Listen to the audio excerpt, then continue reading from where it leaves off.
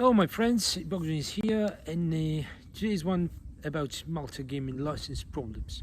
So the bad news are coming on silent wins for MJ, and today, 27th of July, 2023. This is another brick in the wall of, in the death stump of MJ license. So what happened today? Today is just another big publication in the Austrian press that signifies a particular development in the Malta case. For those who don't know, what is the plot? What is the deal? Obviously, the Austrian Supreme Court, following the same ruling by the German Supreme Court, had upheld the decision that the gambling players from Austria, can reclaim losses from illegal gambling operators who work towards the citizens of Austria. So, if you didn't know, Austria has a monopoly of gambling activities. The monopoly belongs to the government. There's a government-owned lottery that has all the things to work. It means it has a necessary level of protection for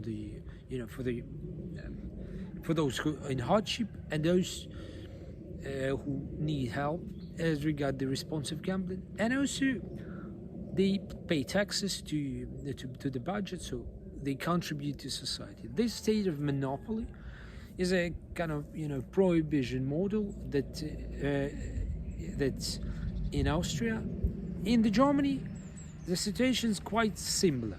They have the same ruling, they have the same decision of the Supreme Court, but they don't have a state-owned monopoly of the gambling. Instead, they trying to regulate the gambling activity in Germany by issuing their own German license.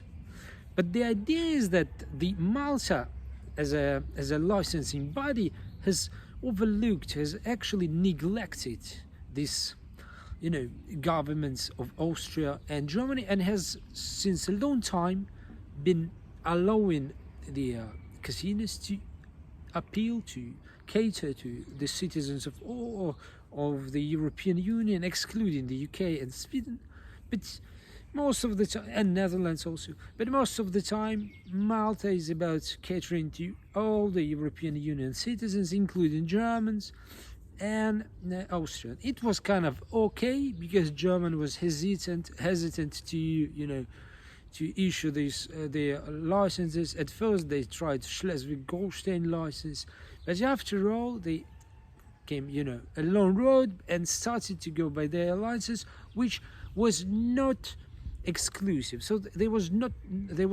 coexistent clauses, as we discuss in my Substack. I'll drop a link here. So what is the deal now in scenarios in gambling? So there are non-coexistence clauses, which is like Sweden or UK, where you cannot tolerate existence of the brand on your territory, which means this is the obligation on the part of providers, everyone, to police. So you shall let go everyone who's not having a license. So you have to police the casinos with police for the likes.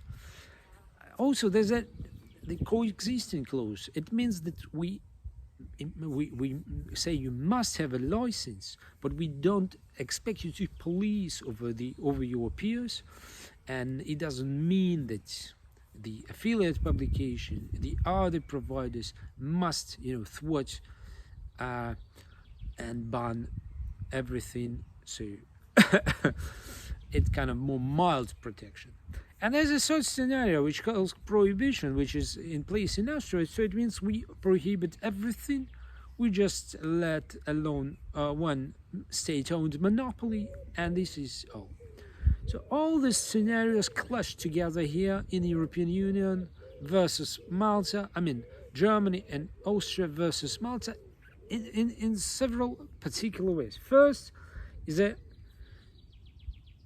it means that unlawful, unlicensed providers are regarded unlawful, are regarded in the breach of law, and all the contracts are, rendered void. So they're absent. It means nothing. No obligation come from these contracts.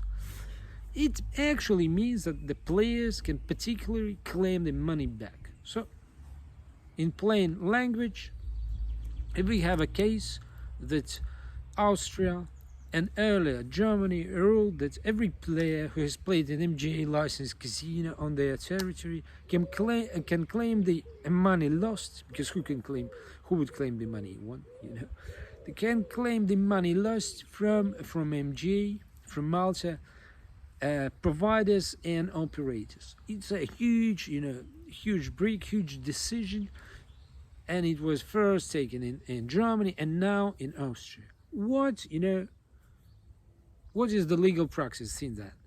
So the legal practice was mostly successful. So people would come to the local to the lawyers and then go to MJ courts, and it was successful. But many providers, many casinos as well as slot machine providers were not willing to pay the claims. So they were, unwilling to obey to the rule of law.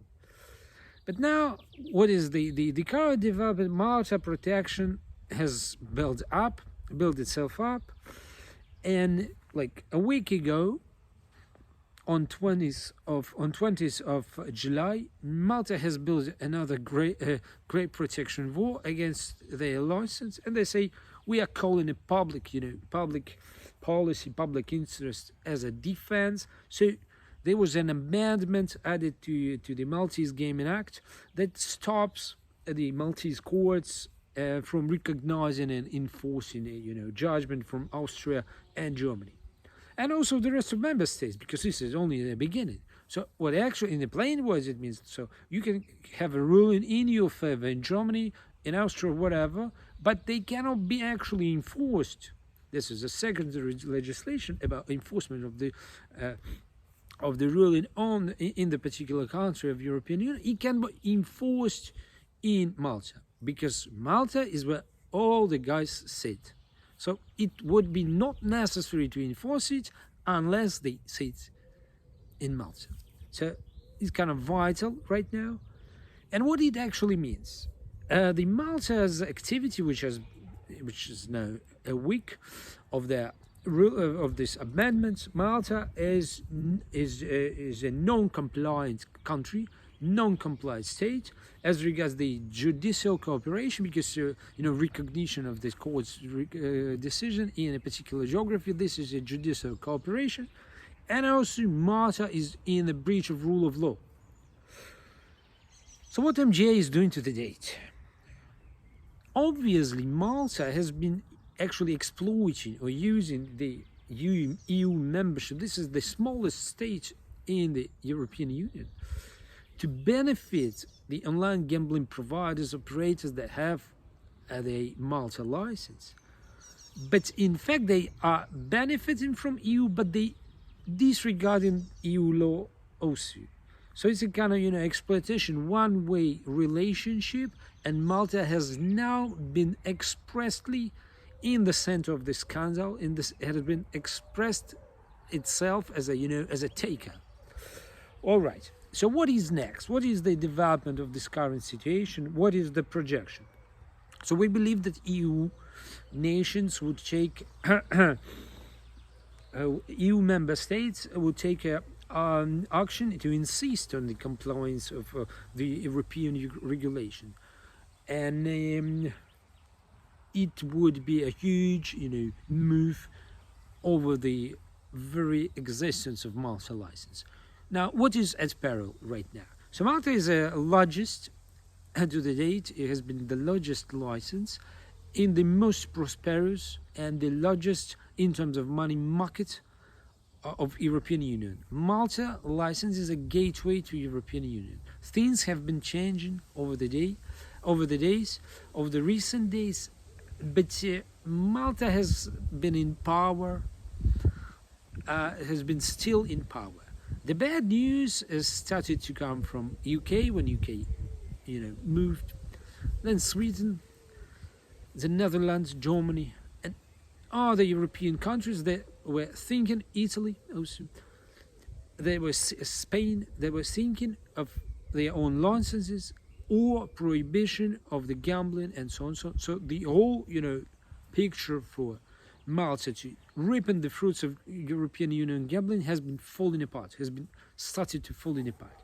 And now at the peril, the very existence of Malta license, because who would want this license if I started a casino, would inadvertently advertise it in Germany, and the German player who lost 1,100 euros would come and take and claim this money from me. This is crazy. All right. So what it means for the current licenses design on the whole. So first of all, it means this is a death bell for Malta. I've been talking about it in previous videos. I will put also links here to give you the context. But this is a death bell to MGA. MGA has been losing its power, and there's been a power transit from MGA to Curacao because Curacao has been making the homework.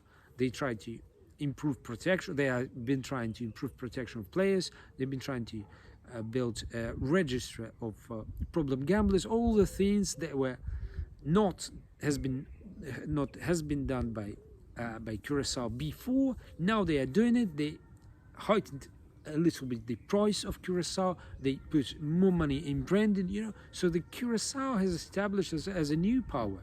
But also Curacao appeals to the whole world, not just